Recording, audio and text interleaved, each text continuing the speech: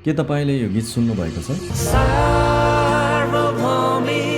Pastor Adrian देवनको यो सुन्दर भजनमा एउटा शक्तिशाली शब्द प्रयोग भएको छ, सार्वभौमिक। तर के तपाईँलाई थाहा छ, परमेश्वरको स्वभाव बुझाउने यो सार्वभौमिक शब्दको वास्तविक अर्थ के हो? साधारण शब्दमा भन्नुपर्दा सार्वभौमिक हुनुको अर्थ हो परमेश्वर नै सर्वोच्च शासक हुनुहुन्छ। उहाँको अधिकारभन्दा माथि अरू कोही छैन। ब्रह्माण्डको हरेक कण, इतिहासको हरेक मोड र हाम्रो जीवनको हरेक पल उहाँकै हातमा छ। जब हामी भन्छौँ परमेश्वर सार्वभौमिक हुनुहुन्छ, यसको अर्थ यो हो कि उहाँ नियन्त्रण बाहिर कहिले हुनुहुन्न।